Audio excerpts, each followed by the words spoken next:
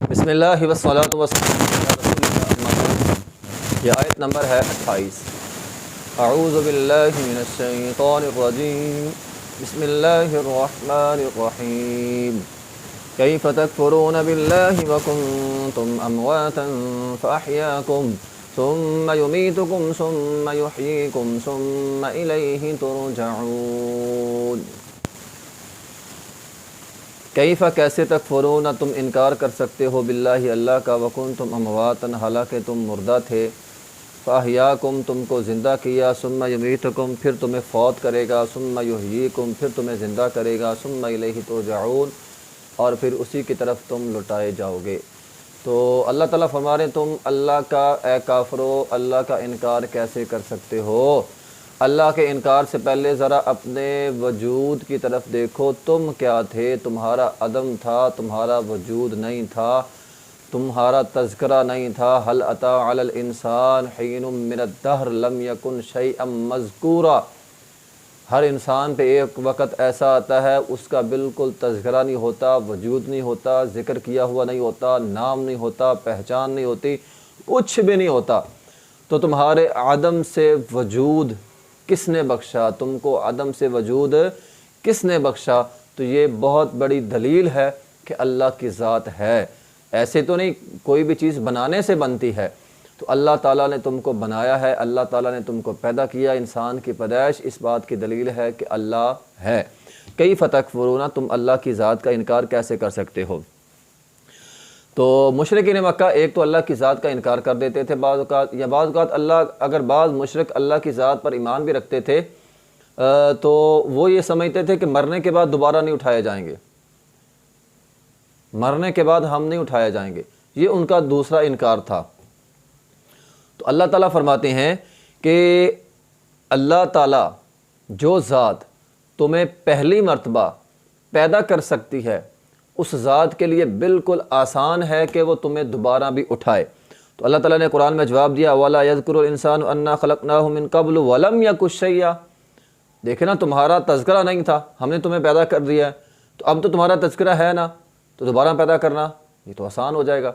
دیکھیں نا، ایک ہم انسان ہیں، انسانی ناطے سے اگر ہم یہ دیکھیں ایک چیز وجود ہی نہیں ہے، وہ چیز بن گئی ہے، ایک مرتبہ بن گئی ہے، دوبارہ اس کا بنانا آسان ہے، پہلی دفعہ مشکل ہوتا ہے۔ تو میں پہلی دفعہ جب بنا لیا ہے تو دوبارہ تو بالاولا بنا سکتا ہوں، دوبارہ تو بالکل آسان ہے، دوبارہ تمہیں اٹھانا آسان ہے۔ وَكَانُوا يَقُولُونَ أَإِذَا مِتْنَا وَكُنَّا تُرَابًا وَعِظَامًا أَإِنَّا لَمَبْعُوثُونَ۔ وہ کہتے تھے کیا جب ہماری ہڈیاں ہو جائیں گی، وہ سیدھا کھوکھلی ہو جائیں گی، مٹی کے ساتھ مل کر ہم مٹی ہو جائیں گے، أَإِنَّا لَمَبْعُوثُونَ، کیا ہم کو دوبارہ اٹھایا جائے گا؟ أَوْ آبَاؤُنَا الْأَوَّلُونَ، اچھا ہمیں بھی، ہمارے آباء و اجداد کو بھی، سارے جو فوت ہو گئے سب کو اٹھایا جائے گا؟ اللہ تعالیٰ فرماتے ہیں قُلْ إِنَّ الْأَوَّلِينَ وَالْآخِرِينَ، اول تا آخر سب کو اٹھایا جائے گا، سب کو تم کو اٹھایا جائے گا، کسی کو بھی نہیں چھوڑا جائے گا، سارے اٹھا کے اللہ کے دربار میں اللہ کے سامنے پیش کر دیا جائیں گے۔ بلکہ فرمایا وَهُوَ الَّذِي يَبْدَأُ الْخَلْقَ ثُمَّ يُعِيدُ وَهُوَ أَهْوَنُ عَلَيْهِ۔ اللہ خود فرماتے ہیں کہ دوبارہ پیدا کرنا تو یہ زیادہ آسان ہے، یہ کوئی مشکل نہیں ہے، دوبارہ پیدا کرنا تمہارے لیے، تمہیں دوبارہ پیدا کرنا یہ اللہ تعالیٰ پہ بہت آسان ہے، اللہ تمہیں دوبارہ پیدا کر لے گا۔ ہاں دوبارہ پیدا ہی نہیں کرے گا، ثم الیہ ترجعون، پھر اس کی طرف لوٹائے بھی جاؤ گے، اللہ حساب و کتاب بھی لے گا۔ رسول اللہ صلی اللہ علیہ وسلم نے فرمایا، حدیث قدسی ہے، فرمایا اللہ تعالیٰ فرماتے ہیں میرے بندے نے، ابن آدم نے مجھے جھٹلا دیا اور مجھے گالی بھی دیتا ہے، اور حالانکہ اس کی شان کے لائق نہیں ہے، تو اس کا مجھے جھٹلانا یہ ہے کہ وہ یہ کہتا ہے کہ میں دوبارہ پیدا نہیں کروں گا، حالانکہ وہ غور نہیں کرتا کہ ہم نے اسے پہلی مرتبہ پیدا کر لیا ہے۔ تو بہرحال اللہ کے منکر لوگ اس وقت بھی دنیا کے اندر موجود ہیں، تقریباً یہ 7 ارب کے قریب آبادی ہے انسانوں کی، جن میں سے تقریباً آدھے لوگ اللہ کی ذات کے منکر ہیں، اللہ کی ذات کو نہیں مانتے۔ بہت سارے لوگ یہ بھی کہتے ہیں کہ انسان جو ہے، جب یہ کہا جائے نا انسان کا وجود کیسے ہوا، تو کہتے ہیں جی بندر سے انسان بنا۔ تو اگر پہلی بات تو یہ بات ہی غلط ہے نا، انسان کو اللہ تعالیٰ نے پیدا کیا ہے۔ اگر ان کی بات مان بھی لی جائے کہ بندر سے انسان بنا، تو بندر کو کس نے پیدا کیا ہے؟ بات تو پھر وہی ہے، تو آغاز کس نے کیا ہے؟ تو جس نے آغاز کیا ہے نا وہی خالق ہے۔ بعض لوگ کائنات کے معاملے میں کہتے ہیں وہ جو ایک زوردار دھماکہ ہوا تھا جس کی وجہ سے زمین بن گئی، آسمان بن گیا، سورج بن گیا، چاند بن گیا، اگر یہ بات بھی مان لی جائے، دھماکہ تو ہوا لیکن کروایا کس نے؟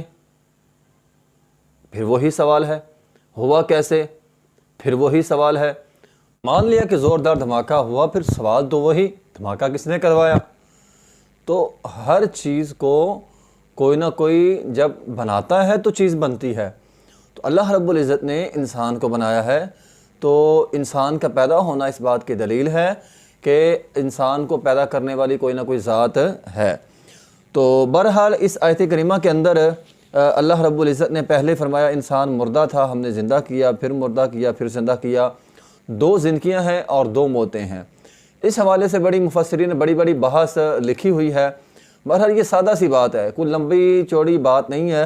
سادہ سی بات یہ ہے کہ انسان کا پہلے عدم تھا، وجود نہیں تھا، لم یکن شیئا مذکورا، اس کا تذکرہ نہیں تھا. تو اس حالت کو قرآن نے موت سے تشبیہ کی ہے. جس طرح کہ اللہ تعالیٰ فرماتے ہیں وَإِذَا أَخَذَ رَبُّكَ مِن بَنِي آدَمَ مِن ظُهُورِهِمْ ذُرِّيَّتَهُمْ وَأَشْهَدَهُمْ عَلَىٰ أَنفُسِهِمْ أَلَسْتُ بِرَبِّكُمْ. اللہ تعالیٰ نے میدان ارواح میں روحوں کو جمع کر کے ان سے پوچھا تھا کیا میں تمہارا رب نہیں ہوں؟ تو انہوں نے کہا کیوں نہیں تمہارا رب ہے؟ قالوا بلا شہدنا، ہم اس بات کی گواہی دیتے ہیں. تو روحیں موجود تھیں تو لیکن انسان کا جسم نہیں تھا، تو اس کو موت سے تشبیہ دی گئی ہے. یہ موت کا دور تھا. اس کے بعد پہلی زندگی فرمایا وَلَقَدْ خَلَقْنَا الْإِنسَانَ مِنْ صُلَالَةٍ مِنْ طِينٍ، ہم نے انسان کو مٹی کے جوہر سے پیدا کیا. وَبَدَأَ خَلْقَ الْإِنسَانِ مِنْ طِينٍ، وَبَدَأَ خَلْقَ الْإِنسَانِ مِنْ طِينٍ، ہم نے انسان کو مٹی سے پیدا کیا. ثُمَّ سَوَّاهُ، پھر ہم نے اس کو اچھی طرح بنایا. وَنَفَخَ فِيهِ مِنْ رُوحِهِ، اور اس کے اندر اپنی روح جو ہے وہ پھونک دی. تو انسان کو اللہ تعالیٰ نے پھر اس کے بعد بنایا.